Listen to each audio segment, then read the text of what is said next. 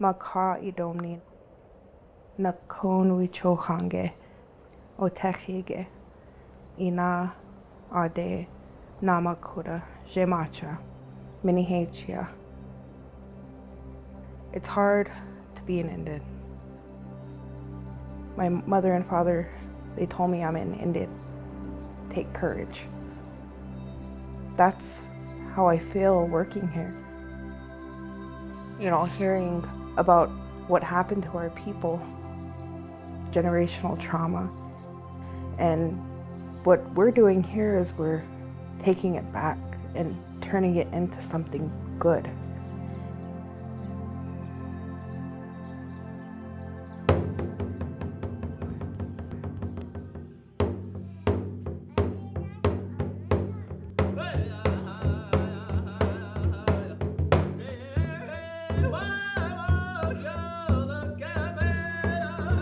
Years back, our Nakoda people and our Aaniiih people, they had an agreement. The leadership said, we're going to help each other. And as Aaniiih people, as Nakoda people, we're trying to hold true to those words that will continue to help each other for the sake of our younger generations, for our sake of our future generations.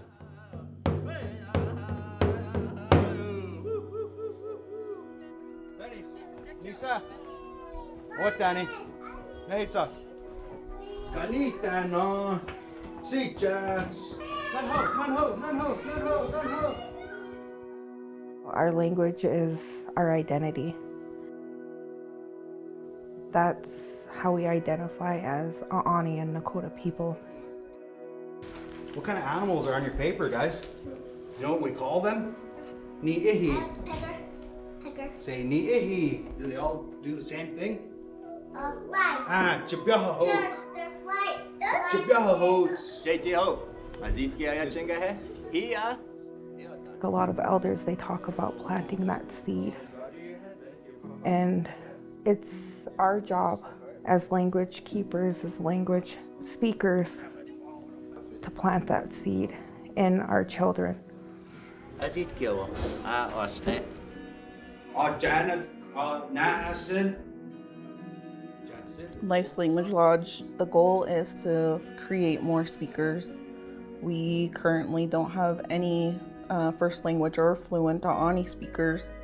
There's very few first language and fluent Nakoda speakers. So we are hoping to create second language speakers, not only to create speakers, but to show the kids what it's to be Indian. Just to give them something that was stripped from their families. In households, it was kind of frowned upon for children to speak their language or learn their language, but it was just because their grandparents were protecting them, because they were told and shown it's not okay to be a native.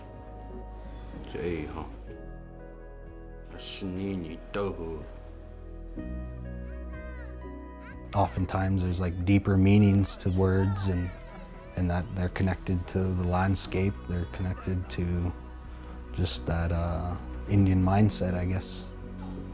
No eat that non Kind of, I would say, like the last remaining thing we have of our old people is that way of thinking and the way of talking. It's kind of almost poetic in a way.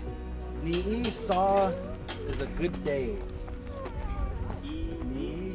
Our staff, they're still learning language, so it can be posing, it can be challenging, but to have young people here that want to learn the language, that want to teach the language, that want to share the language, that is one of our biggest positives that we have in our place of work. They want to be here. We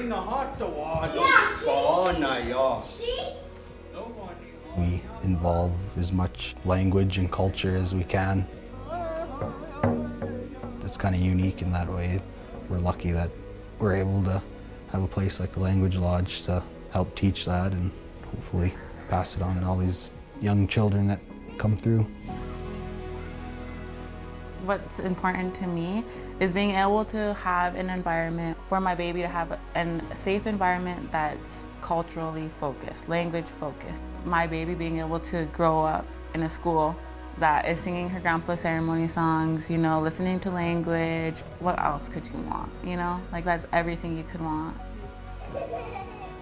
I just want to see our people live, like, prosper. It's okay to be a Native American. It's okay, it's cool to be Native American. What is this called? Being Ninits. We will start with our infants, our toddlers, our preschool-age children, and then throughout time, add kindergarten, an elementary, a middle school, even the possibility of into high school. That's where we want to be, and we know it can be done. Further on in the future, we can have first language speakers if we continue this work. It's a big thing, I guess, for our community, our school. We're showing future generations who they are, and I take pride in that. I hope for them that they find a love for the language and that it sparks something in them, and then it makes them want to grow with it, and that it grounds them mentally, emotionally. You know, I hope good things for all of them.